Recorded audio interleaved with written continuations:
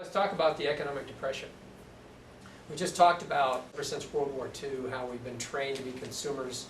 And actually, there's, on the website, I've got a quote by a gentleman who wrote an article in 1955 that basically explained that the government had to convince the people to consume and make it their new religion, which they've done successfully. Whether the government did it deliberately or whether the corporations did it through advertising, it doesn't really matter. But that's what's occurred. But he said that was the only way you could have a continuously growing economy. Right, but the reality is that for 50 years, we've been living on borrowed time and borrowed money. That's why we have the trillions and trillions of dollars of debt that we have. If we could sustain it without borrowing, well then it's something that's, at least natural and at least something that can be honored. But if you're just borrowing money to consume item, that's what the government has done on our behalf, which I'll show you. Those debts are our debt. The government doesn't owe anything. Every citizen in the United States owes the money that the government borrows. This is why the government never talks about it. They don't even talk about the debt to the Federal Reserve, the bonds, how much Social Security is underwater, how much Medicare is underwater, how much they projected to spend in the next 10 years, how much the infrastructure is going to cost, and I'm going to tell you those figures. And they'll never talk about any one of those figures together with the rest of them to show you the big picture of debt. They might talk about one or the other once in a while, but never give you any figures, but they never allude to the full picture. I'm going to give you that full picture right now. Let's talk about the cost to repair the infrastructure. I'm not sure if everybody understands what infrastructure means.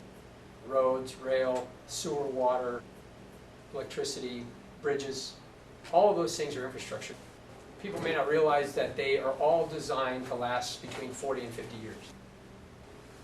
These were pretty much all built after 1955, or around that time. And they're all going to have to replace very quickly. Well, they actually have a government agency that they established in 2007, something like the National Infrastructure Bank Act of 2007, something like that. It's on the website again. If you click on the link, it takes you to the page, talks about this act, and then it lists the estimates from each of the major departments of infrastructure of how much it's going to cost to bring the infrastructure up to standards in the next 20 years. Okay, I added the numbers up. They don't give you full numbers there. They tell you how much it's going to be per year. Well, I said, okay, well, they said it's going to take 20 years at this amount. Calculate it up, add them all together. $14 trillion to fix the bridges, roads, sewers, water systems in this country. And that's over 20 years. If it's not paid in 20 years, it all falls apart. I mean, even before that, it has to replace gradually. Otherwise, some places in the country, it's going to fall apart already. Infrastructure, which is a number that you won't hear anywhere. Every time I talked about the whole debt of the United States, I always added, and the infrastructure. But I never really got the numbers until recently. So that's $14 trillion. We already talked about Medicare, $34 trillion. Social Security, they say it's another $14 trillion, underfunded. We got the Federal Reserve, what we owe the Federal Reserve, $10 trillion.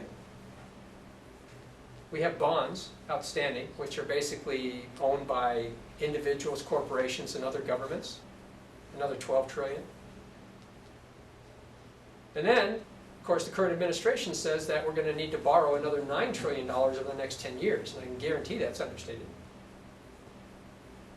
We spent that much in the last 6 months of it, or nearly. So the total U.S. debt, if you add all those up, is $93 trillion.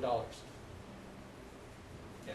This is why nobody wants to talk about it. They won't even address any of these issues separately, much less combined.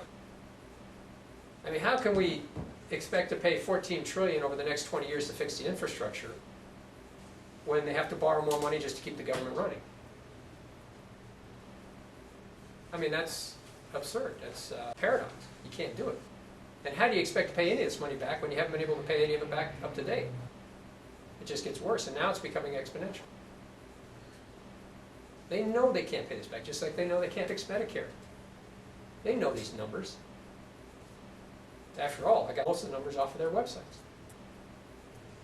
So how much is that per taxpayer? And I'm not talking about every individual in the country. Only the taxpayers are going to be paying the taxes. So if you say everybody who files a tax return, the bill is $657,000 each. Okay, where's that money coming from? If you calculate that over 20 years, that's over $33,000 in taxes per person per year. I mean, most people don't even make that much money that are filing a tax return. Okay, now they know these numbers. These are not a mystery to these people. They just can't talk about them because if people knew they owed the government or owed other people $657,000, they'd be pretty pissed off. So they address these things one at a time. Healthcare reform, which is Medicare. Like I said, they're not going to come up with any solution, especially not one that's going to fix the problem. But they're still not addressing any of these federal deficits. How many people have heard recently that the National Highway Fund was near bankruptcy a couple times in the last 6 months? That's the one that fixes roads and bridges. It doesn't do any of the rest of the stuff, but it works on roads and bridges. Yeah, they've been on the brink of bankruptcy several times because what they're trying to do is keep people working by having them work on the highways. Our city is a prime example. Okay, they're trying to put people to work so it doesn't look so bad. And they're liquidating more funds. And none of this $93 trillion includes interest, inflation, or other possible natural disasters. Does anybody realize how much Katrina cost this country?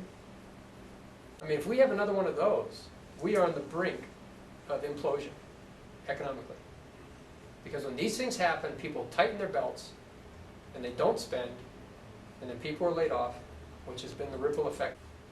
Anybody who's known me for that long, I was talking about this well over 5-6 years ago, telling people that this was coming, the ripple effect was here. It just hadn't hit the average household yet. And of course, if it's predictable for somebody like me, I'm not into economic trend predictions. Those people I've known for a lot longer than I have. And some of them have been talking about it. And some of them have been predicting that the economic depression would have occurred already, or will occur before the end of this year. The reality is that it can't go much longer. And this has got to do with many reasons, including things such as the bond market. I mean, California, still being one of the largest economies in the world, is on the brink of bankruptcy every month. Their bonds, I was just talking about the bond market. The bond market is what sustains every city, state, and federal government. Without bonds, which is nothing more than an IOU, without people buying those bonds, they cannot stay in business. That's how schools are built. That's how hospitals are built. It's all by issuing bonds, which are IOUs. Well, once people realize that these bonds aren't going to get paid back, nobody's going to want to buy bonds anymore. And the bond market dries up. Now, California's bonds are being considered junk right now. That's the next step towards bankruptcy. Because that means that it's a higher risk. That means that fewer people are going to want to invest in it because they don't see that they're going to get their money back. If California goes under, it's no different than Medicare. It's worse than Medicare. California collapsing and going into bankruptcy will take this entire country into depression instantly. And it will destroy the bond market globally. Now you got to understand, this bond market is what creates society. Without it, society doesn't exist the way it is today. It's absolutely necessary to sustain the system. And it is not sustainable. The bond market cannot be sustained in an economic depression. Obviously, people are seeing California can't borrow money anymore, can't issue bonds because nobody will buy them. I think last month they had to borrow money, and I don't remember who loaned it to them, but they had to get some money from somewhere else just to stay in business. So they're on the brink of collapse. Just remember, they used to be the 6th largest economy in the world. I think they're probably in the top 10 still, by themselves. When they go, the U.S. economy goes with it, and we go into full-blown depression. Now, you got to understand, when the United States goes into depression, the entire world follows within a few weeks. Because when they see that the United States went under, we consume everything. Everybody's going to stop producing. Everybody's going to stop hiring. Everybody's going to stop spending because they know the hard times are coming. And that just perpetuates the problem.